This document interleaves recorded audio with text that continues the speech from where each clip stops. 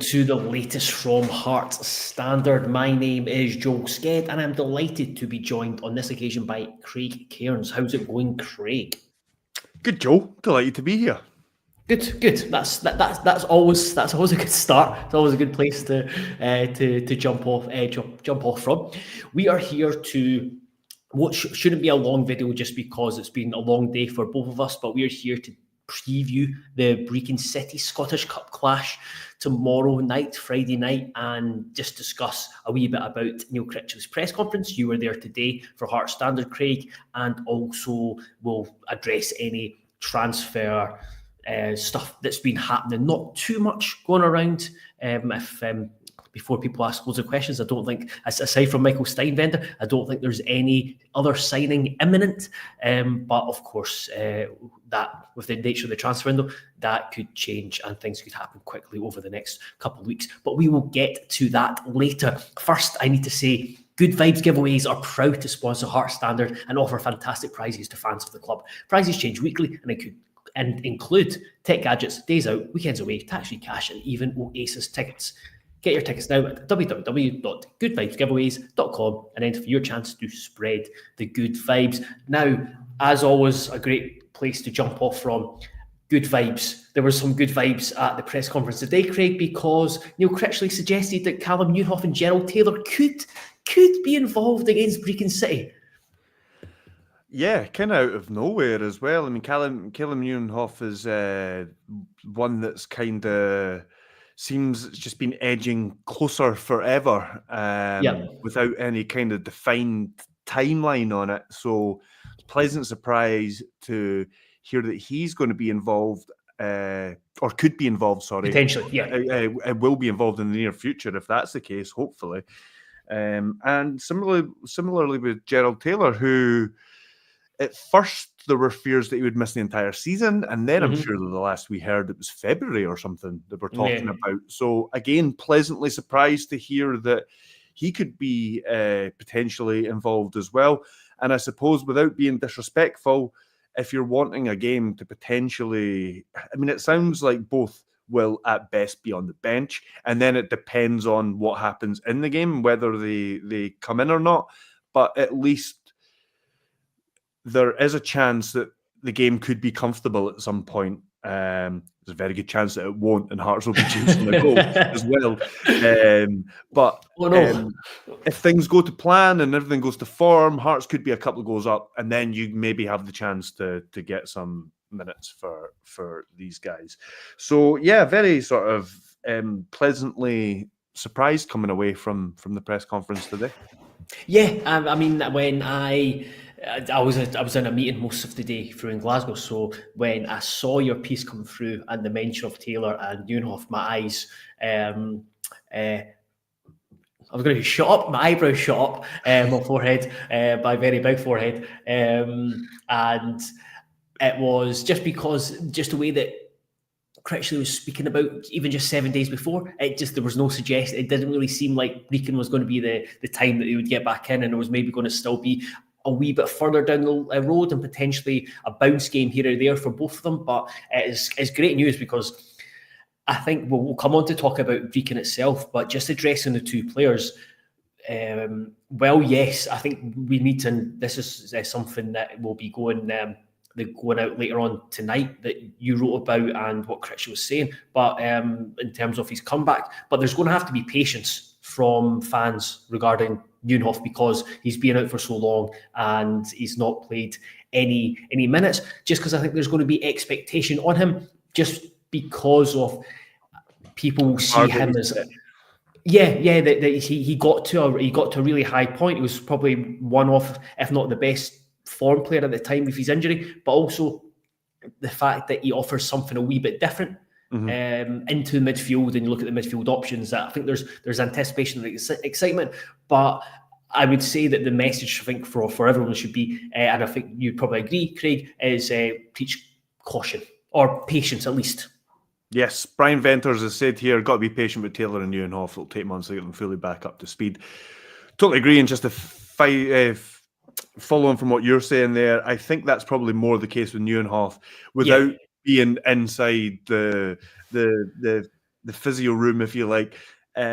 Taylor's had an injury and then has got back to fitness. Nieuwenhof's had a couple of setbacks and things like that. Yeah. And it suggests that you have to be a bit more careful with that. And the fact that Nieuwenhof's been out longer as well. At least Taylor kind of had a pre-season, started the season, whereas Nieuwenhof's been out since, going on a year since he's been out. So yeah, definitely patience required with Nieuwenhof. Oh, and I say that at the same time. It was interesting going back to something that Critchley said last week, in that when they play, they have to be ready to perform at the same time. So I do think that I'm hopeful. Not that I do think, I'm hopeful that he will provide a wee bit something extra into the midfield, but also knowing that it might not be till a few weeks, maybe a month or so down the line, where you're starting to see him go through the gears. And I suppose this is a really good question. I've favoured a few, so I'll come back to some that whether as we go through or at the end of the show. But FG asks, who does fully fit Calem displace from the current starting 11? Yes, What's your view on that, Craig?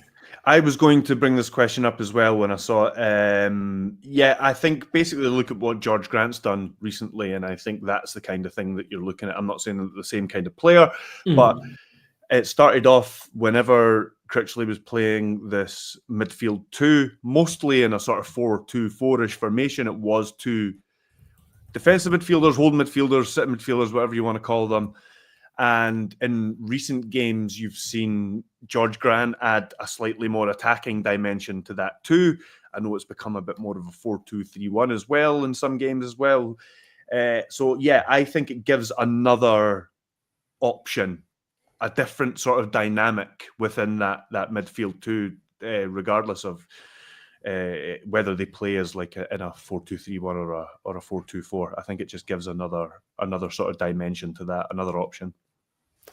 Yeah, absolutely. I think Nieuwenhof allows you in certain games to go 4-3-3. So, for example, on Sunday there was times where it did look more of a 4-3-3 than a 4-2-3-1, just because Grant was dropping deeper. Whereas I think you could get away with having that set up, but Nieuwenhof is probably someone who will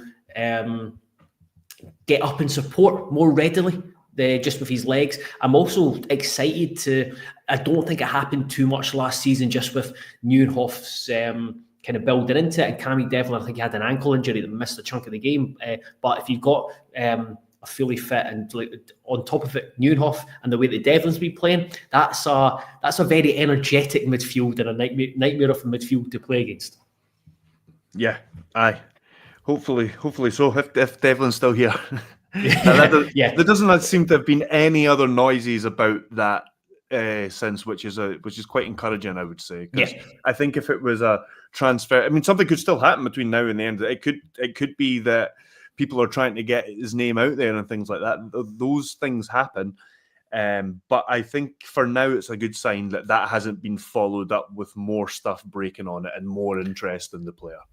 Yeah. I wrote about it earlier on in the week, that just how important, how valuable Devlin has been to Hearts, and just what he brings to the midfield. That yes, there's the whole we could do a whole podcast on this about Devlin, so I won't go down that route. But yeah, Nieuwenhof comes in, it just adds another option in midfield and something a wee bit different. Just touching on Gerald Taylor, I'm still really also excited to see him playing under Critchley, if he can get back up to speed, because we've seen kind of peaks and troughs of Taylor just in his short Hearts career, but two of the best individual performances came from him against the two best teams in the league. So it shows you that his ceiling is very, very high. The way the Hearts play with the fullbacks are invited to get up the pitch and offer width is great. And let's face it, I think Oyugoki at times, we've talked about it, you just don't know what you're going to get from right back. Forrester's been steady, but Taylor, again, gives you a different option and a more natural option than Oyugoki as that kind of bombarding right back. It's exactly what I was going to say. You look at how Hearts have played over the last few weeks, both fullbacks I was even surprised that they did it again against Aberdeen, because I kind of predicted in the predicted lineup, I said that because Aberdeen were strong out wide, I thought Oyegoke would come in, but he would play a bit more reserved. He didn't. It was still two fullbacks high up. So if that's how Critchley's wanting to play, rather than one going forward and the other staying back, or setting up to just get Penrice up the park, if they're going to play with two, then Taylor fits that mould really, really well. With the caveats that he's still raw in a lot of areas, still fairly young, still adapting to a new country and all those kind of things. And had a couple of really horrendous moments. But there's clearly something there to work with, and with a different manager as well, with Hearts now having more joy, having a system that works for them a bit better. Yes, it's going to be quite interesting to see how he fits into that now. Yeah, and I'm just on top of that, in terms of the system, you mentioned that Ryan Murray says Taylor's much better in the four with the game in front of him, rather than the back five or the back three as him as a wing back. So yeah, he's really, really excited to see what he can potentially do and offer the team. Right, where will we go next? We will go. Let's just before I bring in a few questions. The Gorgie Boys podcast, I think that's Graham, says that Hearts need to be at it from the start tomorrow and be professional. Brechin will make this tough, and we'll take them. If we take them lightly, it could be a hard night. The good thing is that any Hearts, you don't have to have a short memory to know that the pitfalls of going to a team top of the Highland League in the Scottish Cup. I'm not even going to say their name, but we've been stung before with one of our worst ever results. So there's that, and that will still linger. There's a couple of guys who were involved in that team back then. I'm just trying to think. Is it just Halkett and Kingsley? So obviously Kingsley won't be involved, but yeah, there's a couple of guys around the place. I had it up earlier. But yeah, it's. Also, the fact that Hearts were a championship side, that we've got a better team at this point. But yeah, there needs to be take it serious and know that certainly Critchley, the team will.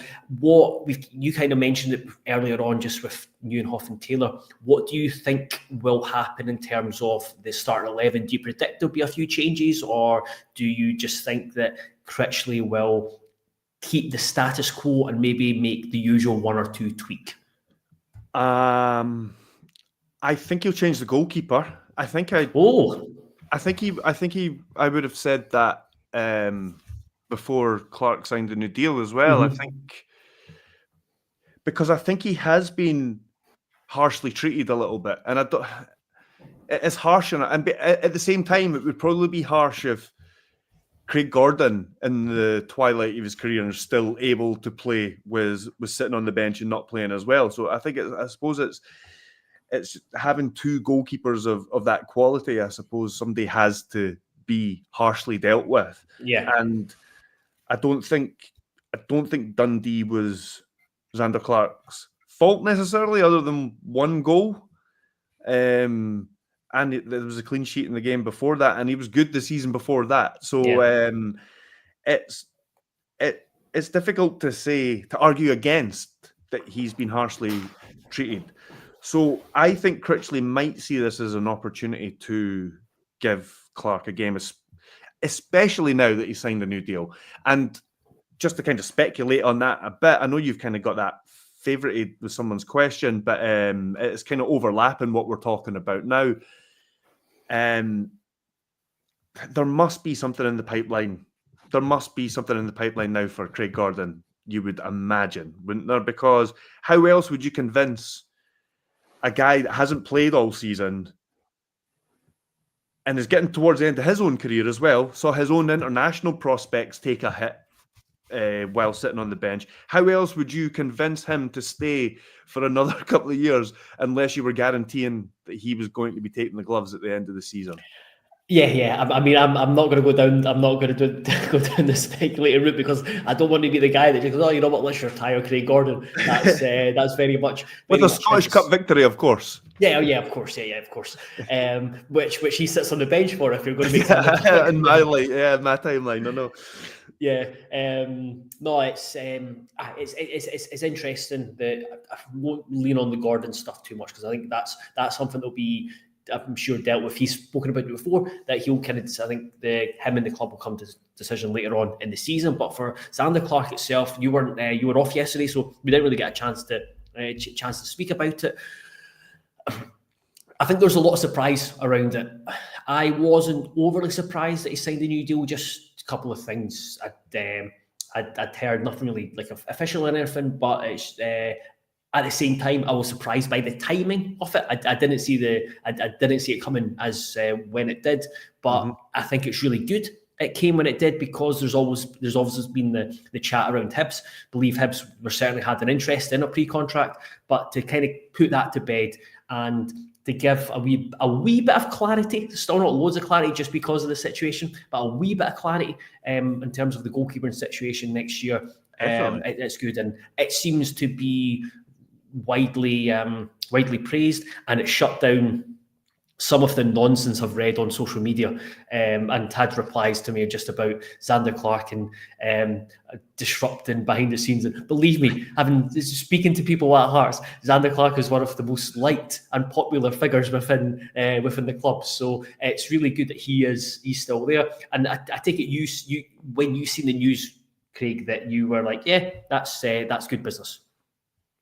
Aye, definitely, because you'd feel comfortable, you'd feel confident with Zander Clark in goals for the rest of the season. So as it stood before yesterday, Hearts didn't have other than Ryan Fulton, who hasn't played a minute yet, didn't have a first team goalkeeper signed up for next season. So yes, it's good to, and you say Hibs would have been looking at, I'm sure there would have been a lot of clubs interested in taking Zander Clark. So it sorts out that for the foreseeable, really. And Gordy Boys podcast, Graham asks, is Clark fit as he wasn't on the bench last weekend? I'm not sure if anything was said at the presser, but I believe he is because, or he certainly should be, because he was, I think the plan was for him to train before Aberdeen. So I think the Aberdeen game might have just came too soon for him. Graham also says, my team tomorrow: Gordon, Penrice, Halkett, McCart, Forrester, Devlin, Tate, Spittle, Danda, Musa, Kabangu. I actually didn't answer your question about changes, did I? Oh yeah. So that's what I was going to come into. What's your view on the team? I think it'll be what we've seen before, basically. I think there'll be a core of players that have played just about every game under Critchley that will start the game. And then I think there'll be a couple of changes within that. I think the changes could be slightly more dramatic than what we've seen. Like, there could potentially be faces that we haven't seen much of, but I don't think there will be wholesale changes. I still think it will be 2-3 changes. I just think who comes in could be, like I say, Zander Clark. Somebody's mentioned Danda there, like people like Tate. Like, along these lines, Kabangu, I think will be one as well. So there you are, Clark, Kabangu, and then maybe one more. I think there'll be. I think he'll test out something else, maybe something else on the right or something like that. But I think he will, knowing Brora, and not even just Brora, but Darvel, and there's many other examples of teams causing big upsets to Premiership teams. But being aware of that and the season that Hearts have had so far, he's not going to take it lightly, and I don't think it's going to be like 8-9 changes or anything like that. I don't think it's going to be a reserve side or let's get all these guys minutes. It's not going to be that. No, I don't think so either. I just think, especially, you don't want to turn into the English FA Cup where the big teams are just completely changing their team, and also you don't want to take that risk. It's a game where there's no real win for Hearts tomorrow. You just go there. You're playing a team that you expect to be. It's just go there, get the win, and get out. Just get it, no matter what. Does it need to be comfortable? No, it doesn't. You've seen it with Auchinleck Talbot, scrambled through 1-0 and ended up winning the cup. You just get it done, and then you try and get individual wins, whether it's someone back from injury playing some minutes, Nieuwenhof and Taylor, whether it's Cabangu getting off the getting up and running, scoring, whether it's Sander Clark playing his first minute. So yeah. I would, in terms of the team that Graham's put up there and the one that you've mentioned, I would reckon, 8 or 9 of those. I would be surprised if Danda plays, to be honest, and potential Tate maybe. See, maybe be involved again. Probably depends on Nieuwenhof. So I wouldn't actually be surprised if there's any. I wouldn't be surprised if it's like basically just your their strongest team. And maybe Clark coming in, Cabangu coming out, maybe Cabangu and Wilson. So yeah, it'll be interesting. But yeah, I think we can both say, just win. I know. I just think, I as I say, I wonder whether Musa will maybe drop out as well. He's played quite a lot recently, kind of dipped in form. Not sure if it's going to be the game for him, to be honest. And we need to do something about that position. So maybe that was something else that Critchley had said today about when being asked about signings. You mentioned Islam Chesnikov earlier. He was asked about him specifically, and he didn't use his name, but he did respond to the question about him directly and said that we get all sorts of names thrown at us. So yeah, I can't even remember where I was going with that. Take over again, Joe, please. No. I know where you're going with it. You were saying that. So basically, Critchley, he'll never. Look for within. Look for within. Yeah, look from within. Look for solutions within. Yes, sorry. Always look from solutions within, and also like we as journalists can ask questions about potential signings, names have been linked to. Neil Critchley's not going to ever speak about players who are not signed at Hearts. He's seen it with his comments today about Steinvender, who is very close to signing. There was no mention. He didn't want to speak about him specifically. So yeah, it's he's not going to give much away at all. I've just had a message from my partner that our pizza is en route. So I will wrap up by just kind of bringing in a couple of questions and some transfer updates. So, Colin Stibbles asked, do you think Shanklin will sign a new contract since no one is showing an interest? What's your gut feeling, Craig? I'm not. See, when Critchley was talking about Cabangu, I think it was at Pittodrie just after the game. He was talking about him having the athleticism to be in that position, like to be drop off and be involved, and then have the athleticism to kind of be in the box and get on the end of the chance. And I wonder whether if he wants to play that 4-2-4 formation going forward. I wonder whether Shanklin fits into a system like that. Now, I know we saw recently him switch to a 4-2-3-1 and Boyce come in and it worked. And maybe after some success there, Shanklin could maybe drop in there. And I think he would have done a better job than Grant at Pittodrie, for instance, in that role, for example. So it depends really on how Critchley's thinking about playing next season, what his plans are for next season, because it could be that he just doesn't think that Shanklin fits in to the type of system that he has. Add to that the goal scoring troubles he's had this season, and maybe it'd be different if Shanklin was banging in the goals this season. I know that this question would be different if Shanklin was banging in the goals, but Critchley would maybe find a solution. Even if he wasn't his type of striker, he would maybe find a solution for him if he was still scoring goals. But yeah, I wonder whether he maybe doesn't fit into Critchley's plans. Yeah, that's a good point. I definitely think that come the start of next season, we'll be a lot more dynamic, a lot more powerful, a lot more quicker. That's the hope. Maybe a wee bit younger as well, because at times you just watch Hearts and it's just like it's been 2-1 paced. which has been frustration. I'm so on the fence about Shanklin. I just just don't want it to end the way it is currently ending. You want them to, you tap it. If it was just banging them in and you're like, right, and then he turns around and goes, you know what, I'm going to move on to somewhere else, and you're thinking, absolutely fine. You've given 3 seasons worth of goals, leaving on a high, and while he is more than delivered over the piece. Yeah, I'd quite like. I would like to stay just because I like watching him, but I'm torn, and I do think you make a good point, and you just wonder how the dynamics will change and whether Shanklin might even look around to see what's out there for him, and then it might become he might see Hearts as a future. So yeah, at the moment I'm probably edging towards him being elsewhere next season, but without knowing anything concrete.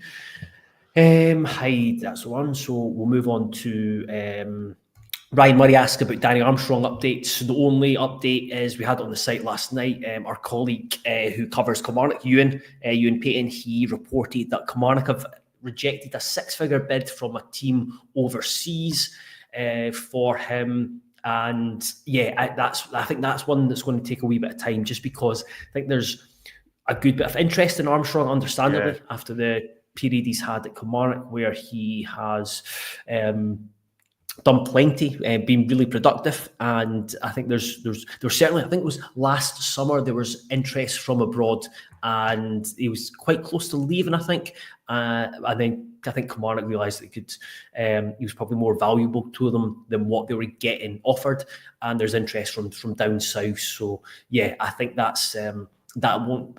I would imagine that's not one that will be done really quickly. And then you've got the fact that if he is got a lot of interest, then wage demands, etc., will change. So yeah, that's where it stands with Armstrong. Around here, has there been anything else happening? There's been links to Ollie McBurney.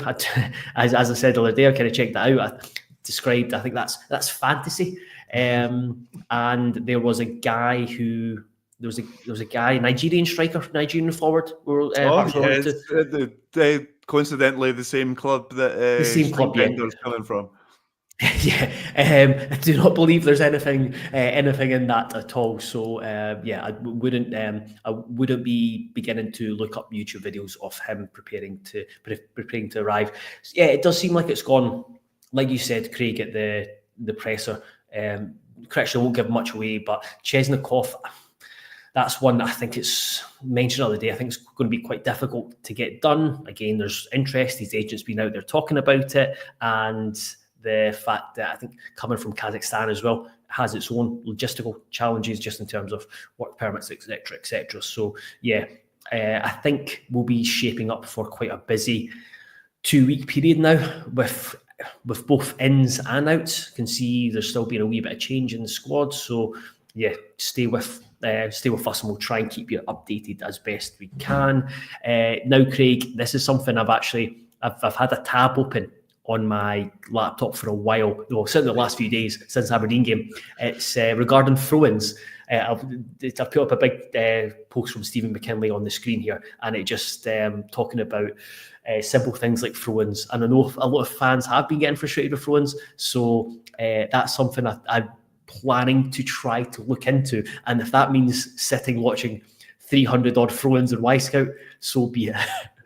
I actually thought that when Critchley first came in, Hearts started to take a lot more quick throws. Okay. I think the question's more specifically about how Hearts are setting up defensive ones. But that was a change. Was it defensive ones? Sorry. I think it wasn't it? Simple things like movement at throw-ins. Oh no, that would suggest attacking. Sorry, making the most of opportunities. Always seem to disorganise, but see that then it suggests defensive. But anyway, I thought it's not something that I've really noticed too much since, I would say. But I think in the first few games, I remember Hearts taking a lot more quick throws. Defensive ones, yes. There's been like the Ross County one. I think everybody just heard your pizza come to the door there, Joe. I think throw-ins.